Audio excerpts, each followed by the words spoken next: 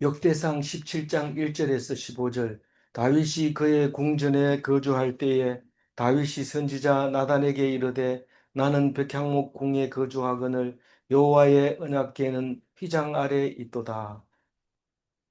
어, 어, 역대상을 기록한 목적은 바벨론 포로 갔다 와서 유대인들의 정체성을 새로 쓰게 됩니다.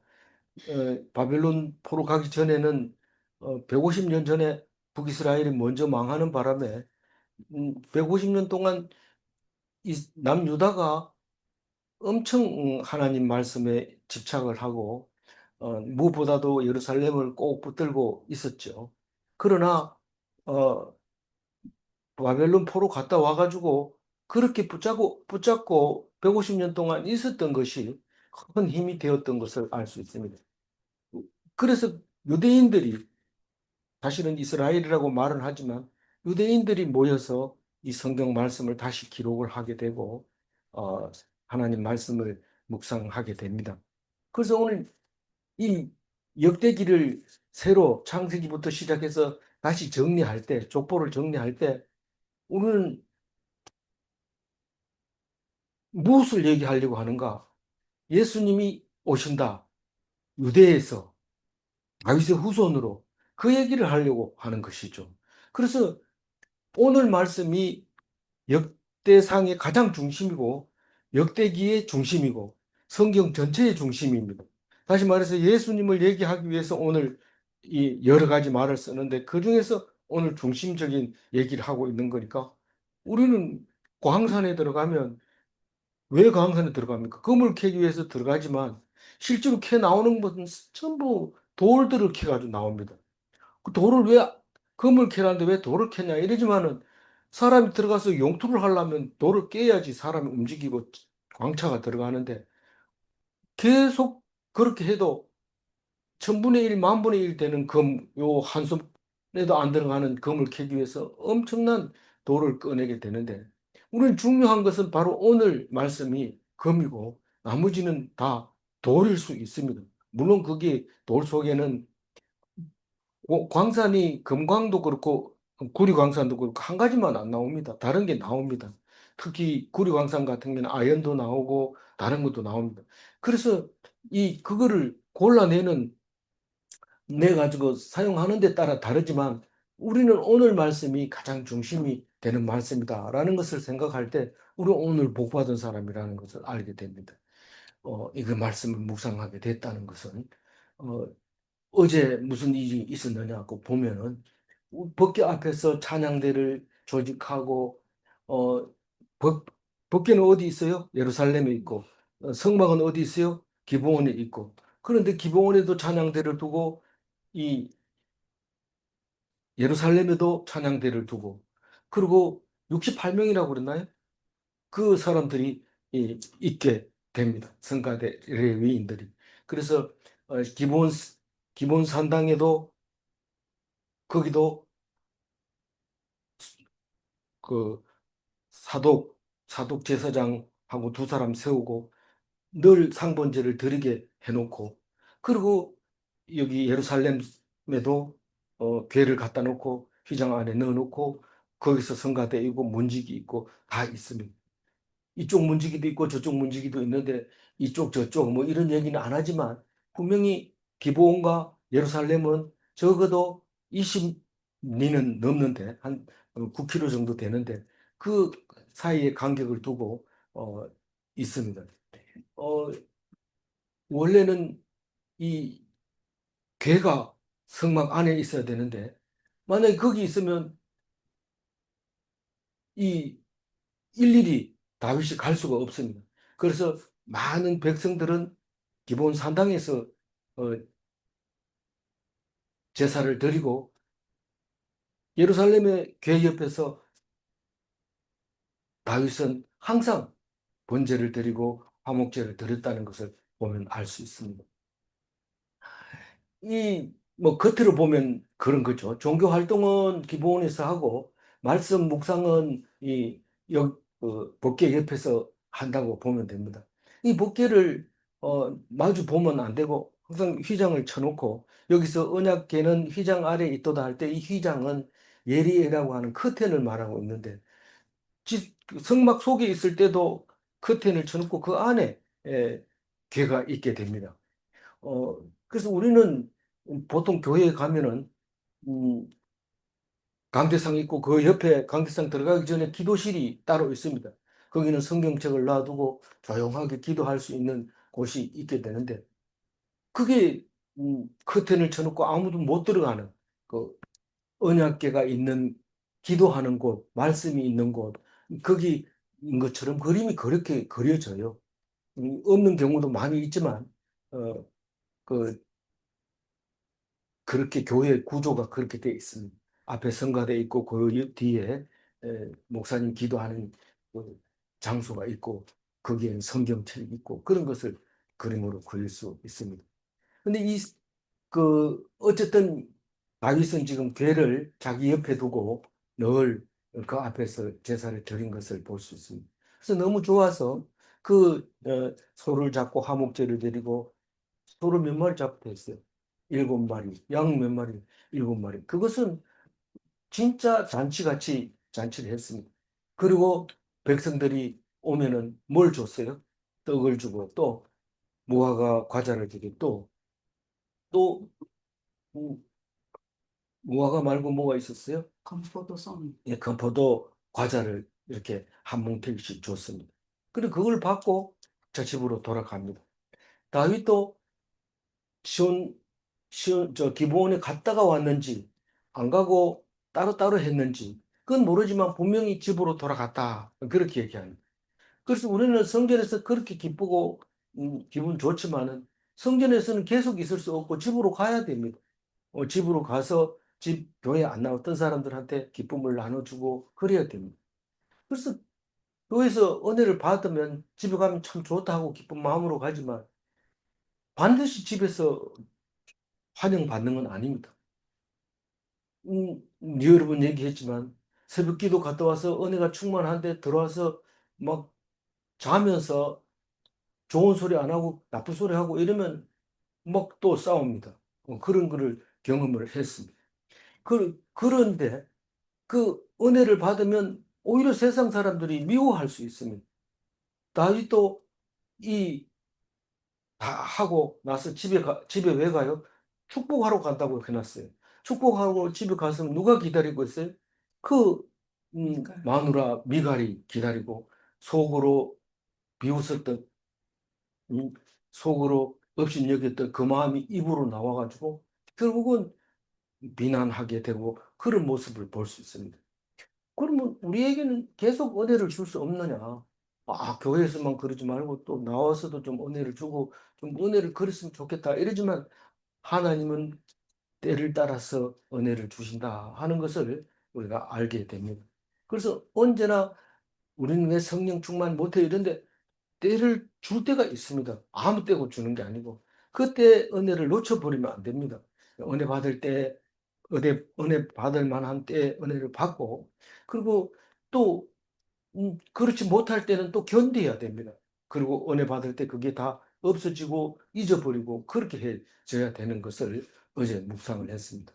오늘 1절 읽어보면 다윗이 그의 궁전에 거주할 때 궁전을 먼저 짓습니다. 집을 먼저 짓고 나중에 이제 이 교회를 음, 미국 개척 역사를 보면 자기 집을 마련하고 서부 지역에 가면 그리고 5가정 이상 되면 교회를 짓고 또 10가정 되면 학교를 짓고 뭐 그런 자기들 나름대로의 순서가 있는데 제일 먼저 궁전을 짓고 그 다음에 생각이 납니다. 교회를 지어야 되겠다. 그런 생각을 하게 됩니다. 무엇보다도 그런 생각을 하게 되는 이유는 지금 내 능력으로 왕이 된 것도 아니고 하나님의 능력으로 된 건데 하나님을 좀 나타내고 싶은 거예요. 그걸 내가 은혜 받으면 그 은혜 받은 걸 좀 보여주고 싶은 거예요. 그러니까 생각이 났습니다. 야, 나는 이렇게 좋은데 혼자 있어도 되겠느냐? 그럼 누가 있어야 되냐? 하나님이 더 영광을 받아야 되는데 그런 생각이 들어서 선지자 나단에게 말합니다. 나는 백향목궁에 있는데 백향목궁이라는 것은 최고의 목재를 사용해서 멋있게 지은 것을 말하는 거죠. 그런데 여호와의 언약궤는 휘장 아래 있도다. 그렇게 말합니다. 이 나단은 선지자인데 책사입니다. 모사입니다. 그래서 무슨 일이 있으면 자기 생각은 빨리 안 돌아갑니다. 더더구나 세상 일에 집착해 있으면 하나님의 말씀이 잘 생각이 안 납니다. 그럴 때 책사가 도와주는 거죠. 모사가 말씀에서 나와서 하는 거기 때문에 우리는 나단이 중요한 선지자이면서 선지자를 모사로 두고 있는 것은 참 다행한 일이고 좋은 일입니다. 이 예, 언약궤는 무슨 의미를 가지고 있습니까? 그게 하나님이 계시니까요. 하나님은 왜 거기 계십니까? 말씀 위에 있으니까요. 다시 말해서 십계명 돌판이 그 안에 있기 때문에 그렇죠. 그 십계명이 돌판이 있다는 건 말씀이라는 거예요. 말씀이 있는 곳에 하나님이 계시는 거예요. 그래서 우리는 예루살렘으로 돌아가자 이럴 땐 그 하나님의 거기 계시기 때문에 돌아가자고 하는 건데 우리는 여기서 중동 지방으로 갈 필요가 없습니다. 하나님이 말씀으로 계시기 때문에 말씀이 육신되어 오신 그 예수님이 성경 속에 있기 때문에 그래서 그거를 예, 말하고 있는데 이제 예루살렘에서 그런 생각이 들었습니다. 2절 읽어볼까요? 나단이 다윗에게 아뢰되 하나님이 왕과 함께 계시니 마음에 있는 바를 행하소서. 지금까지나 다윗 이후의 왕들은 다 하나님은 하나님이고 나는 나다 이렇게 살아갑니다. 그런데 나단이라고 하는 이 선지자가 물어볼 때 선지자하고 왕하고는 항상 대립이 있습니다. 그래서 선지자를 괴롭히고 힘들게 하고 죽이고 이렇게 하는 게 왕입니다. 나중에 다윗 후손들이 다 그렇게 했고 전에는 뭐 왕이 없었으니까 그런 거 없었지만 그런데 다윗은 그렇지 않습니다. 선지자에게 인정받은 왕입니다. 하나님이 왕과 함께 계시니까 마음에 있는 바를 모두 행하소서. 책상한테 그런 소리 듣는다면 이것보다 더 영광은 없습니다. 우리가 가까이 있는 사람한테서 인정받는다고 하는 것은 참 복받는 겁니다. 남편이 아내에게 인정받는 거라든가 남편이 아내에게 인정해 주는 거라든가 이런 것도 마찬가지긴 하지만 어쨌든 가까이 있는 사람에게 인정을 받는다는 것은 참 복받은 왕이다. 그렇게 말할 수 있습니다. 이 나단은 어, 참 훌륭한 왕이라서 나단은 선지자라서 이름이 다윗에게도 마음에 들었어요. 그래서 솔로몬 형을 이름을 나단이라고 지었지만 나중에 마태는 당연히 아들이 솔로몬이라고 생각했지만 누가는 다윗의 아들 나단이라고 얘기합니다. 솔로몬 형일 수도 있지만 성경에 나타난 나단은 선지자였던 거죠. 그럼 그게 그거냐? 그건 아니지만 아닌 것 같지만 분명히 나단으로 누가는 계보를 이어주고 있습니다. 어, 다윗이었으면 좋겠죠. 근데 그렇지 않습니다. 다윗은 전무후무한 훌륭한 왕이지만 그러나 어, 오늘 말하는 약속의 아들은 아닙니다. 왜요? 어, 나쁜 거 했는 거 딱 한 가지밖에 없어요.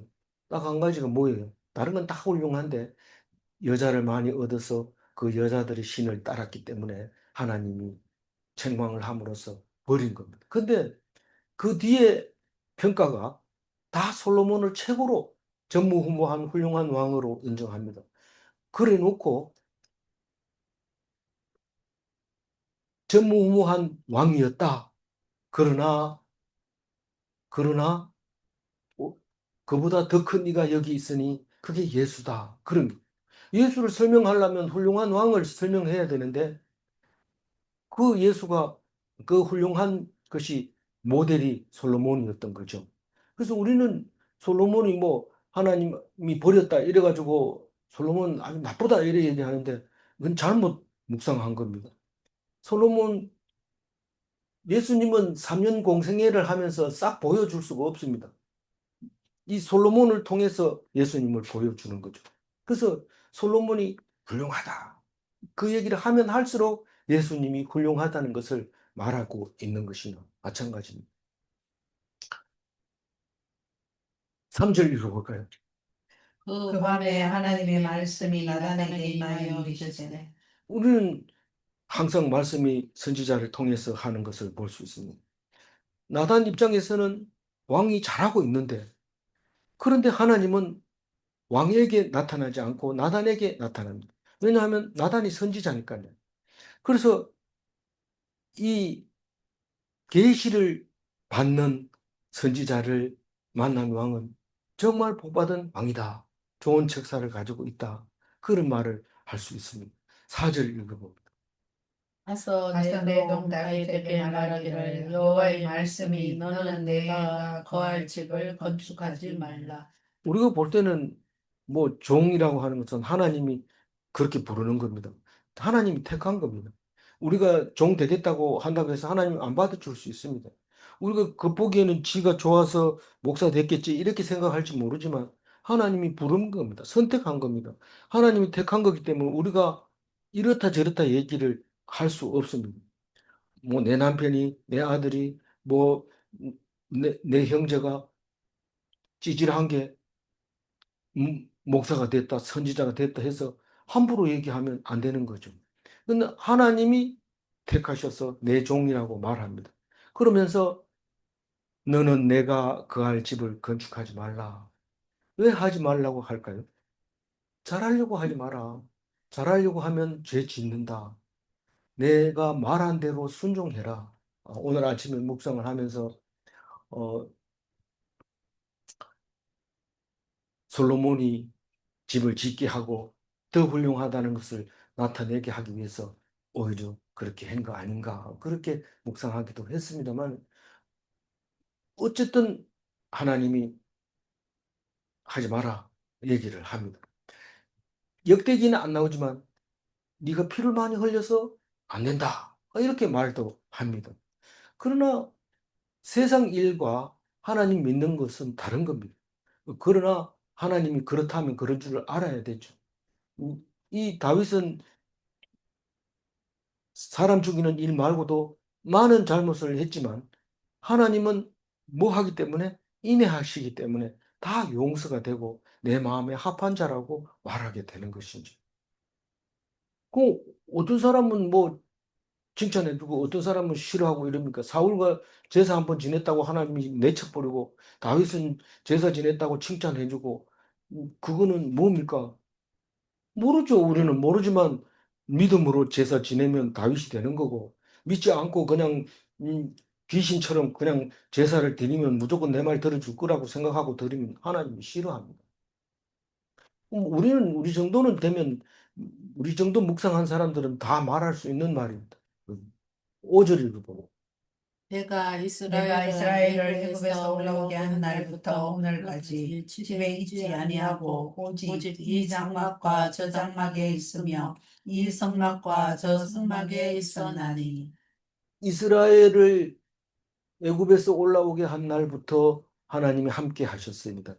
광야 40년에서 성막을 지어라 해가지고 성막을 짓고 그 휘장 가운데에다가 지성소 안에다가 궤를 놓게 그렇게 만들어 놨는데 옮기면 또 그 장막에 가서 또 안치가 되고 또 옮길 때는 메고 가지만 옮겨 놓으면 또 그 장막 안에 들어가 있고 이 장막에서 저 장막으로 이 성막에서 저 성막 장막은 오헬이라고 하는 천막을 말하는데 뭐 유목 생활을 하는 사람들 가정도 이렇게 오헬이라고 부르는데 유목민의 이동식 천막을 말하는 거고 성막은 이동 이동할 수도 있고 고정할 수도 있는 거지만 지금 현재는 광야 40년에 쓰고 있는 그것은 기본에 놔둔 거지. 그게 미숙한이라고 하는 건데 거의 고정되어 있는 성막을 말하고 있는 거죠.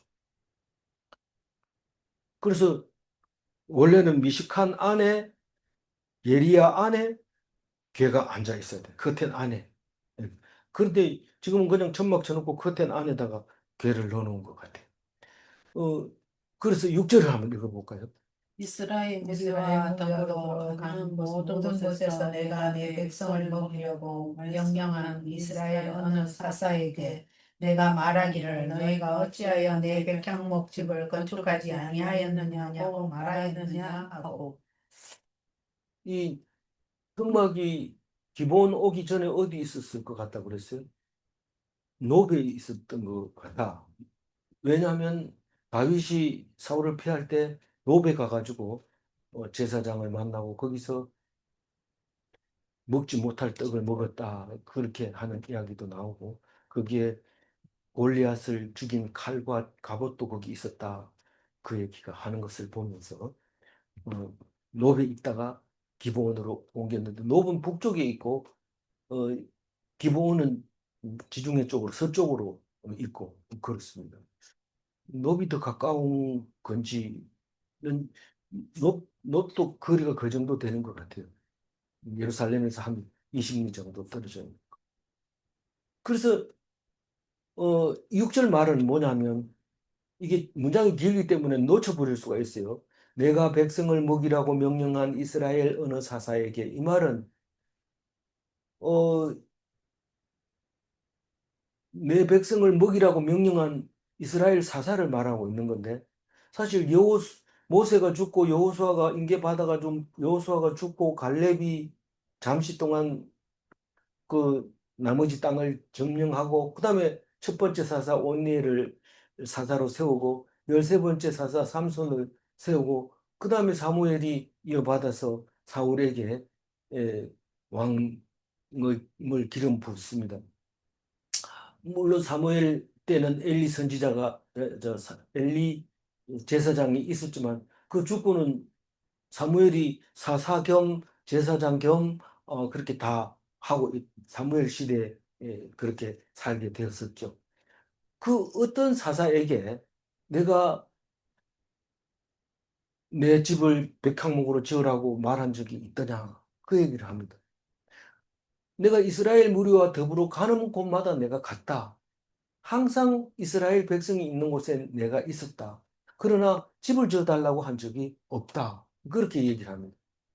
그러면 다윗에게도 내가 집 지어달라 소리는 안 하겠다. 이런 말입니다. 그런데 하나님은 제일 중요한 것은 집 지어달라 소리 안 하는 그 얘기가 중요한 게 아니고 우리와 함께 늘 영원히 함께 하시는 하나님이라는 것을 말하고 싶은 거죠. 안 져줘도 너와 함께 있을 거고 져도 너와 함께 있을 건데 내가 짓지 말라고 하니까 짓지 말아라. 그 얘기를 합니다. 사실은 다윗은 솔로몬을 위해서 존재했다고 말할 수도 있어요. 그만큼 솔로몬을 위해서 준비를 다 해놓고 죽게 되는 것이죠. 그래서 훌륭한 사람 만나면 항상 아버지가 누구냐고 물어봅니다. 너네 아버지가 누구냐?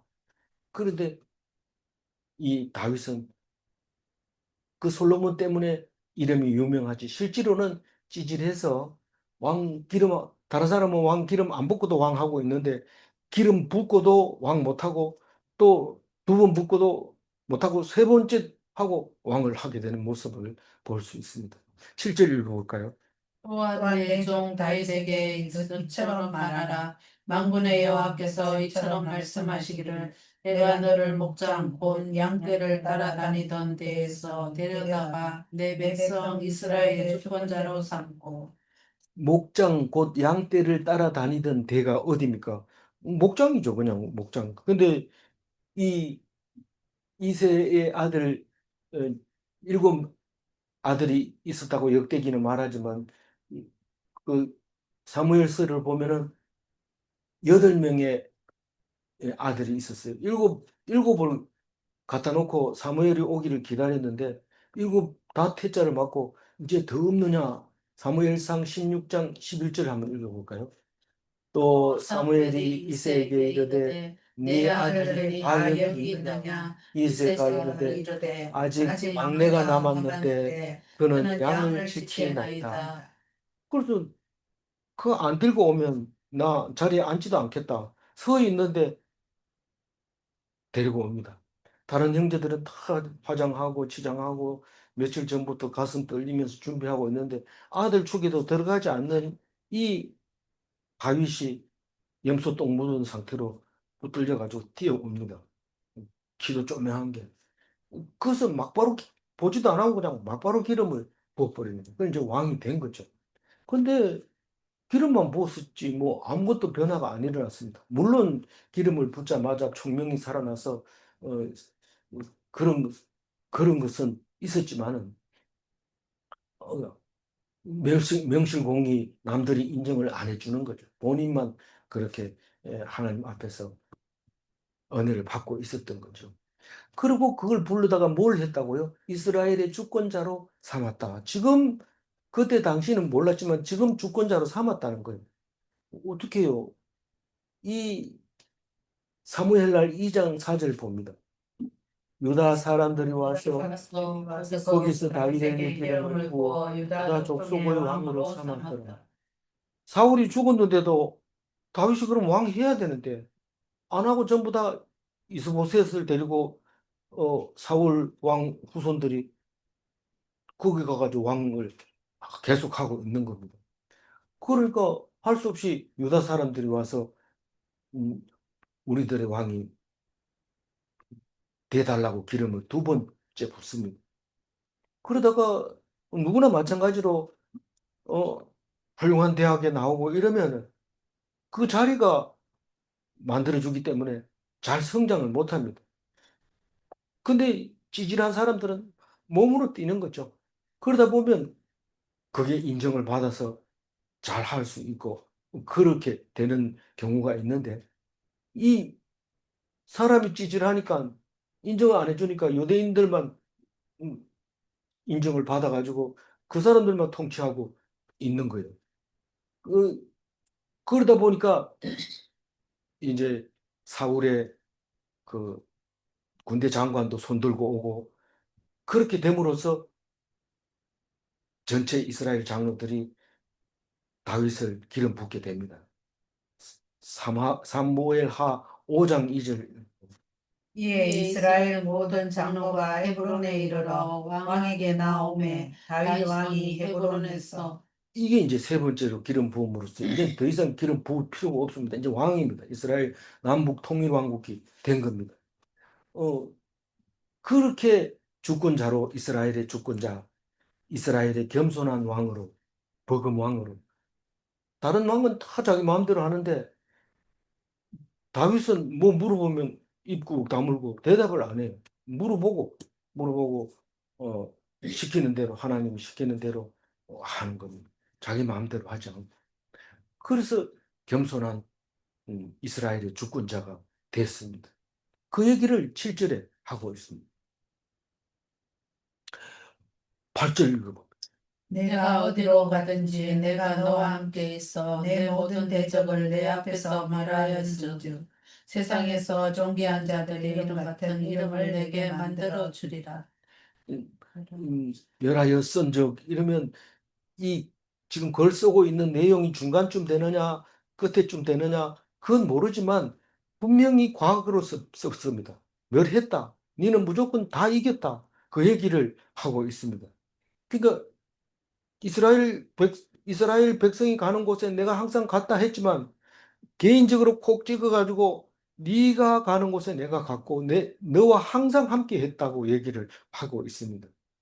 그럼 우리는 교회는 항상 하나님이 계셔 이렇게 말할 수 있지만 나와 함께 있느냐 그렇게 물었을 때 다윗처럼 나와 함께 했다는 믿음이 있어야 되는 겁니다. 이거는 지금 나단 선지자를 통해서 다윗에게 할 말씀입니다. 그러나 말이 그대로 들어갔으니까 더 이상은 기록하지 않겠지만 이 말씀이 그대로 어, 다윗에게 이루어지는 겁니다.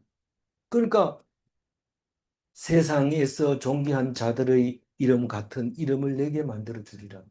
사실은 역사학자들도 다윗이라고 하는 사람은 실존 인물이 아니고 만들었다고 이야기를 하고 있어요. 가상적인 인물. 그런데 19세기 어느 날 땅을 발굴하다가 조약돌을 발견했는데 그게 데이비드라고 써놓은 거를 발견한 거예요. 다윗이라는 것은. 그리고 모든 학자들이 확실히 있었던 실존 인물이라고 말하고 있습니다. 뭐 그거는 우리에게는 중요하지 않는 말이에요. 그렇지만 제가 말하고 싶은 것은 별 볼 일 없는 사람이었던 거라는 거죠. 성경에서만 다윗, 다윗 하지 사실 다윗을 알아주는 사람이 없었다는 겁니다. 그런데 성경에는 분명히 얘기합니다. 세상에서 존귀한 자로 자들의 이름 같은 이름을 네게 만들어 주겠다고 얘기를 합니다. 근데 사실은 다윗 그 자체로서는 아무 기껏해야 그 두로 왕 히람이 나무 보내주고 석공 보내주고 목수 보내주고 사신 보내준 거 그거 말고는 뭐 대외적으로 무슨 뭐 큰 이름을 가지고 있을 그게 없습니다. 그런데 솔로몬이 크게 되면서 너네 아버지 이름이 뭐냐? 다윗. 그래서 솔로몬보다 다윗을 더 높이 쳐주고 특히 유대인들은 솔로몬은 이래 하면은 이렇게 그냥 눈으로 보고 있지만 다윗 이러면 막 아멘 이러고 너무 좋아한다는 거예요. 지금 현세 유대인들한테 물어보면. 그래서 유대인들을 보고 다윗의 집안이라고 얘기를 하잖아요. 다윗의 집안이라고. 구절 읽어보면. 내가 또 내 백성 이스라엘을 위하여 한 곳을 정하여 그들을 심고 그들이 그곳에 거주하면서 다시 옮겨가지 아니하며 악한 사람들에게 전과 같이 그들을 해치지 못하게 하여. 사실은 성경만 보면은 이스라엘 백성을 해친 사람이 누가 있겠냐 이런데 사실 역사학자들이 성경에 60만 명이 나왔다 이러니까 그때는 그 인구가 안 된다 이러면서 한 600명 나왔다 이렇게 얘기한다는 거예요. 그것도 가나안 땅에 들어와가지고 정착했는 증거가 하나도 없다는 거예요. 뭐 다른 사람은 드라빔도 있고 다이스가 있고 그 사람들 신이 있는데 하나님은 그 신 자체가 형상을 못 만드니까 증거도 없지 아무도 없지 사람 숫자도 얼마 안 되지 실제로 사람 숫자가 얼마 안 된다고 얘기를 했잖아. 근데 여호수아가 땅을 다 정복하고 나눠줬다면서요. 그 읽어보면 여호수아서를 읽어보면 하나도 안 남기고 다 주겠다고 그랬는데 오히려 이스라엘 사람이 몇 명 안 사이에 끼어 있었던 거죠. 그래서 악한 사람들이 전과 같이 그들을 해치지 못하게 하는 사실은 미국에서도 마찬가지고 전 세계에 흩어진 유대인들이 두각을 드러내고 그 사람 누구냐 이러면 유대인 좀 똑똑하면 유대인 이러면 아 그러면 그렇지 이렇게 다 얘기합니다. 근데 실제로 유대인 숫자를 세보면 몇 명 안 됩니다. 근데도 다른 사람은 몰라도 한국인은 유대인 다음으로 좀 똑똑하다 그런데 모르겠어. 그건 모르지만 다른 사람은 말 안 합니다. 무슨 뭐 그 사람은 일본 사람인데 이런 얘기를 안 해요. 유대인은 전 세계 어디를 가도 유대인입니다. 그만큼 숫자는 얼마 안 돼도 그렇게 인정합니다. 그러니까 이 해코지하고 이런 것을 겁내지 마라. 절대로 다윗이 세운 왕위는 없어지지 않는다. 그 얘기를 하고 있습니다. 한 곳을 정하여 그들을 심고가 뭐 말입니까? 이스라엘 가나안 땅 예루살렘에다가 어, 고정시켜 놓겠다. 그래서 그 고정된 게 언제까지 있어? 지금도 여전히 있습니다. 지금도 뭐 음, 인터콥 같은 데서는 백투 예루살렘 이래가지고 한 해에도 몇 번씩 갔다 옵니다. 이스라엘. 이스라엘 갔다 오면 몇 번 갔다 왔냐면 이러면서 경쟁적으로 가는데 그, 그 뜻을 자세히 살펴봐야 되지. 예루살렘 갔다 오는 게 중요한 게 아닙니다.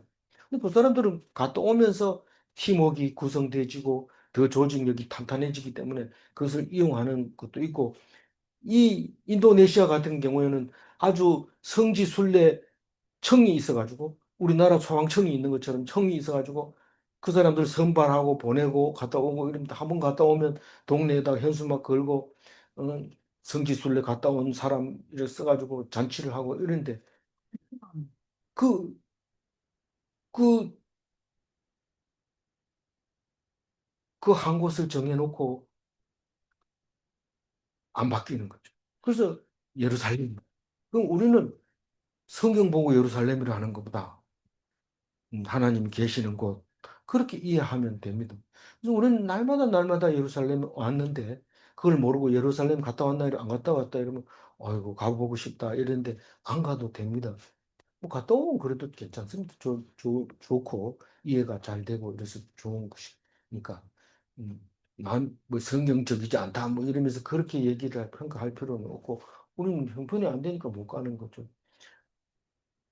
그래서 한 곳에 정하여 그들을 심고 그들이 그곳에서 거주하면서 다시는 옮겨가지 아니하며 악한 사람들에게 전과 같이 해치지 못하게 하여. 그런데 사람들이 바벨론 포로에 가고 아수르에 끌려가고 이러면서 이게 뭔 말이냐? 끌려가면서 이 말씀을 꼭 붙들고 안 놓습니다. 이게 뭔 말이냐? 우린 지금 다 끌려가고 하나도 없는데 이게 뭔 말이냐? 갔다 와서 그게 아니다. 뭐냐? 세상 그 예루살렘에 꼭 붙들어 놓으라는 뜻이 아니다. 그러면서 기록한 것이 우리에게 66권으로 남아 있는 거죠. 물론 신약은 나중에 생긴 거지만 그냥 정경이 됐다 그 얘기를 하려고 하는 거죠. 10절 읽어볼게요. 전에 내가 사사에게 명령하여 내 백성 이스라엘을 다스렸던 때와 같지 아니하게 하고 또 내 모든 대적으로 내게 복종하게 하리라. 또 내게 이르노니 여호와가 너를 위하여 한 왕조를 세울지라. 이게 중요한 말이죠.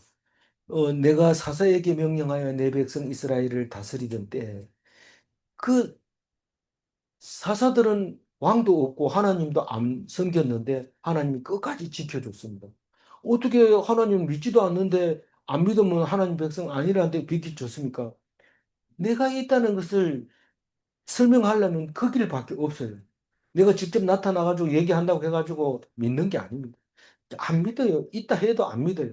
그러나 고난을 당하고 힘든 것을 통해서 그때야 비로소 고백하게 되는 것을 알 수 있습니다.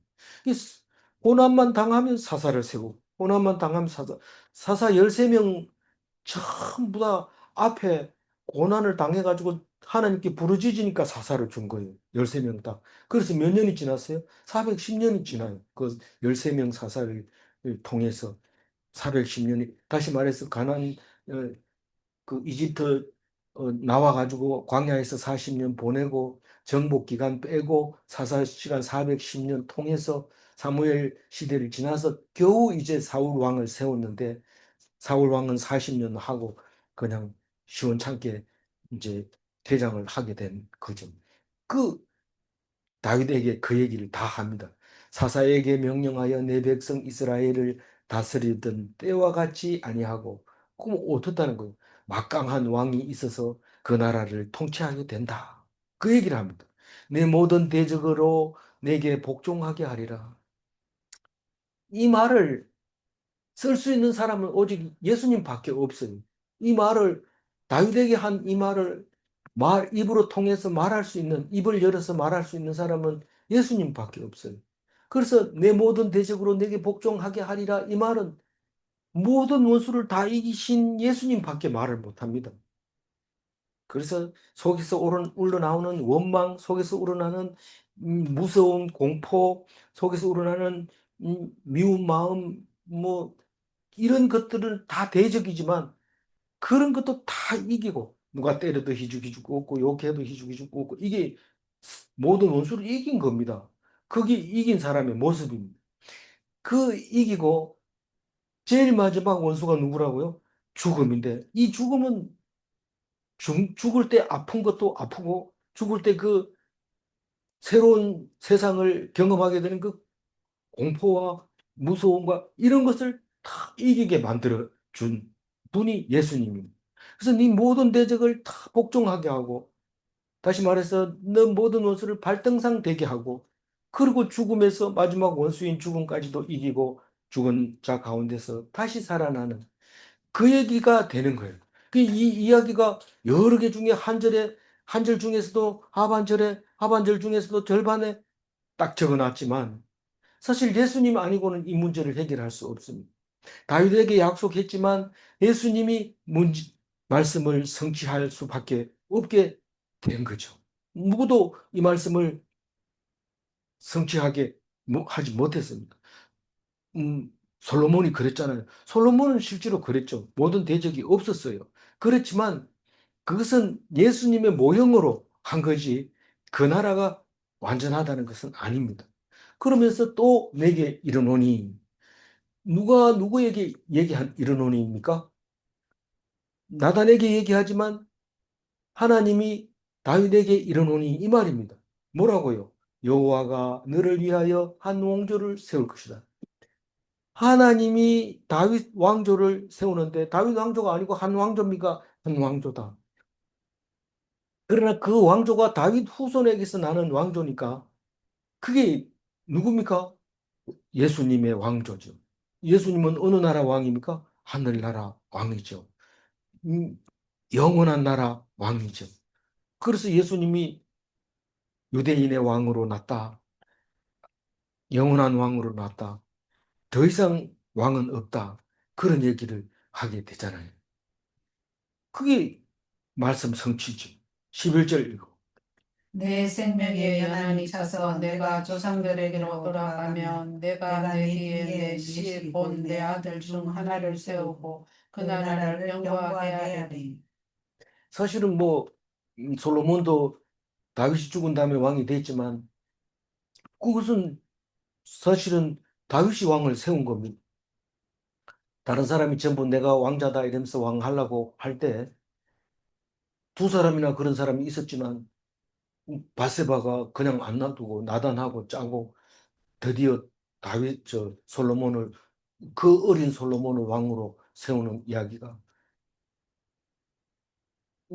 여인천하보다 재밌게 책에는 설명이 돼 있잖아요. 그래서 성 여인천하 TV를 보지 말고 성경을 봐야 되는데 요즘은 성경도 안 보고 TV도 안 보고 그러는 것 같아요. 어쨌든 지금 연한이 차서 조상에게로 돌아가면 네 뒤에 네 씨가 네 아들 중 하나를 네 아들 중 하나를 내가 세우고 그 나라를 견고하게 하리라. 그 얘기를 합니다. 많은 사람들은 솔로몬인 줄 알았어. 다윗은 30세에 왕이 되어서 70세에 죽지만은 그 아들 솔로몬이 이 나라를 견고하게 할 줄 알았는데 죽으면서 나라가 풍지박산이 나고 그 아들 르호보암은 유대 사람들에게만 왕으로서 이제 명맥을 이어가게 되는 모습을 보게 됩니다. 12절 읽어볼까요? 그는 나를 위하여 집을 건축할 것이요 나는 그의 왕위를 영원히 견고하게 하리라.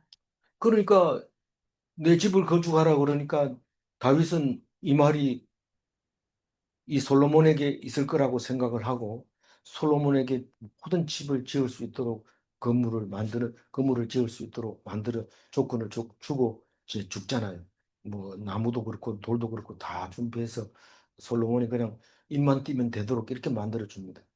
그는 나를 위하여 집을 건축할 것이요. 그가 누구냐면 다윗의 후손 중 하나입니다.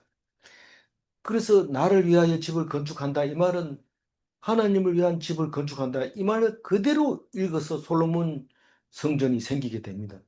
솔로몬 성전은 결국은 바벨론에 의해서 망하게 BC 586년에 멸망하게 되잖아요. 그러니까 사실은 멸망할 성전을 건축하라는 게 아닙니다. 예수님은 그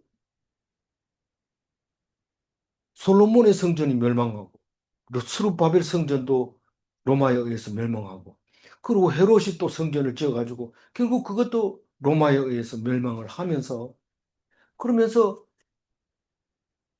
예수님이 그때 그 건물을 보면서 성전을 헐어라. 내가 사흘 동안에 다시 세우겠다. 그 얘기를 하는데 내가 세운 그 성전은 영원하다. 절대로 부수을 수 없다. 지금 저 건물은 아무리 힘들고 무거운 돌로 해도 한다. 파괴한다. 그 디도 장군이 들어가가지고 그 무거운 돌, 지금 한쪽 남은 한 100m 남은 그거 가서 한번 보세요. 돌이 얼마나 무거운지 최고 큰 중장비로도 못 파괴할 정도로 남아 있는 게 그래요. 그러면 그 무서운 게 얼마나 뺑 돌아가면서 있었는데 그거를 큰 건지 알 수가 없죠.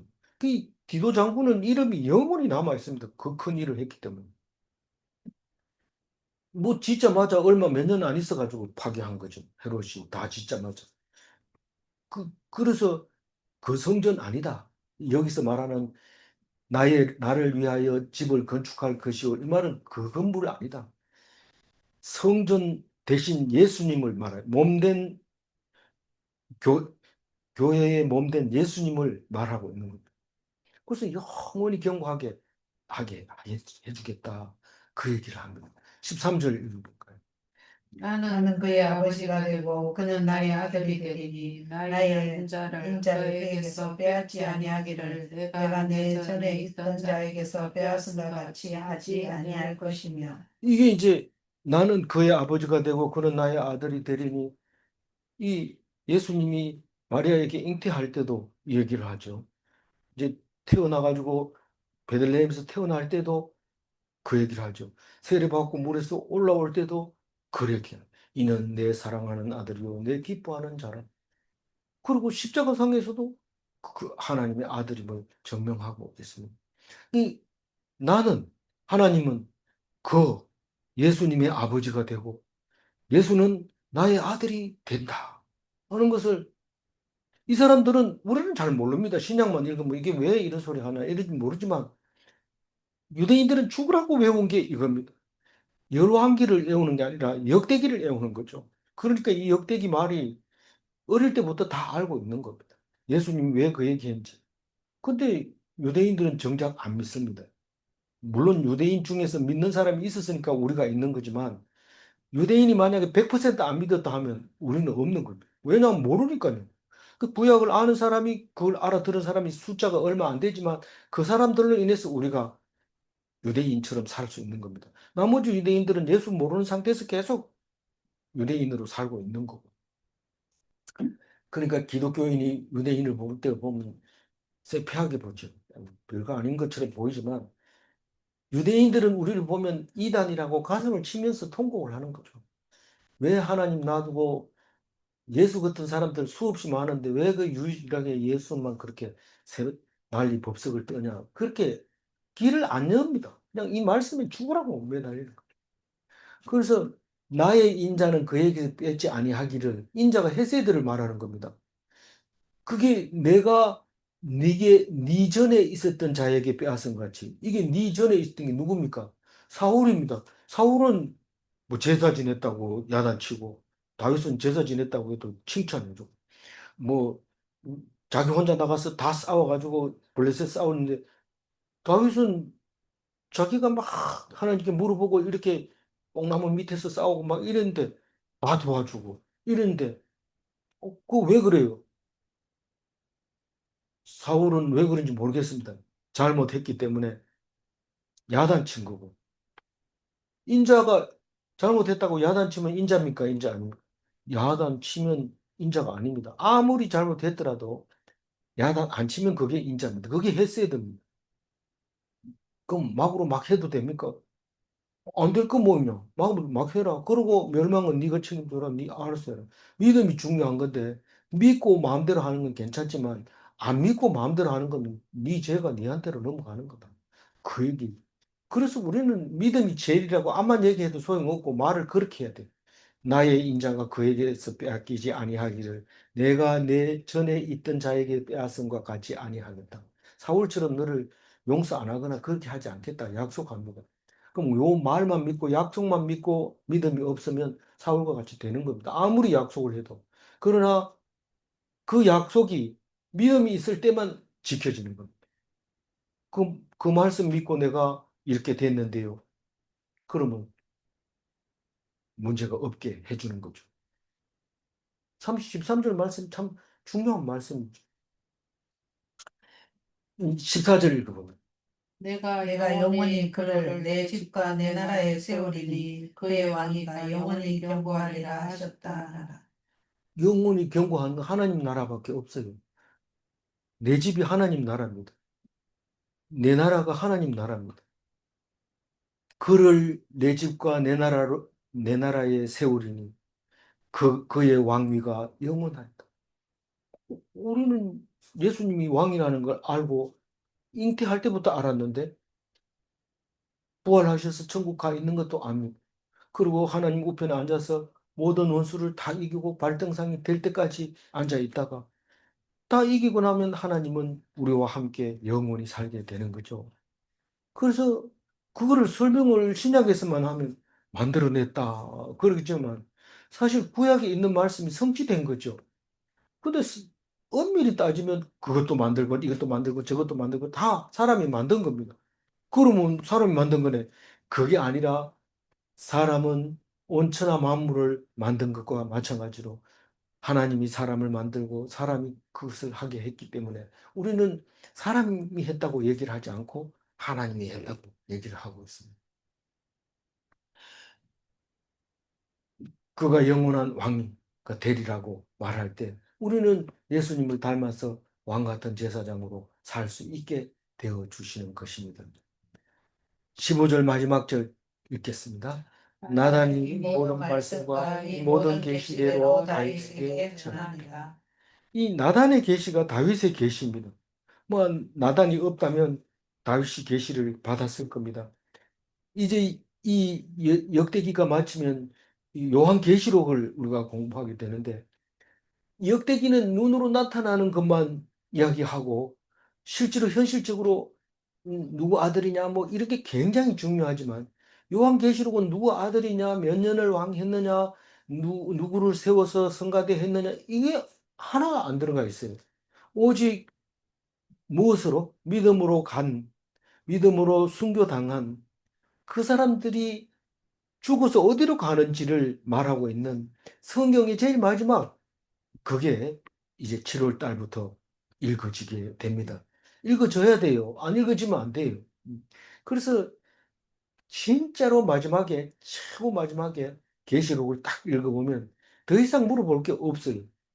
최종 결론이 계시록이라는 것을 알게 됩니다. 오늘 12절을 읽고 마무리하겠습니다. 그는 나를 위하여 건축할 것이요 나는 그의 왕위를 영원히 경고하게 하리라. 예수님은 하느님을 위하여 몸된 성전을 일으켜 줬습니다. 3일 만에 우리가 영원한 하나님 나라의 성전입니다. 우리가 성전입니다. 네. 예수님의 왕위는 빼앗기지 않는가? 안 뺏깁니다. 영원한 나라 왕은 예수님인가? 그렇습니다. 기도하겠습니다. 하나님 감사합니다. 역대기의 가장 중심 말씀을 오늘 읽었습니다. 예수님을 다윗의 후손으로 올 수밖에 없다는 것을 말씀하실 때에 우리는 무슨 다른 데서 예수님이 날 거라고 생각을 꿈에도 하지 못하고 오직 말씀을 따라 유대에서 날 거라고 믿었던 유대인들에게 그 사실을 확인받고 우리 또한 그것을 믿고 예수님의 제자가 되었습니다. 하나님께서 영원한 왕위를 주시겠다고 하는 그 예수님 우리가 닮아 우리가 이 땅에 살면서 왕 같은 제사장으로 하나님 나라의 왕으로 살게 해주신 것 감사합니다. 세상 사람들이 이기지 못하고 세상 사람들이 빼앗지 않는 그 영원한 천국을 소망하며 기대하며 마음속에 가져서 이 성전은 절대로 로마가 아니라 어떤 나라라도 망가뜨리지 않는 나라인 것을 믿고 당당하게 위험 있게 용감하게 죽음을 두려워하지 않고 살아갈 수 있도록 도와주시옵소서. 감사드리옵고 우리 주 예수 그리스도 이름으로 기도 올리옵나이다. 아멘. 아멘.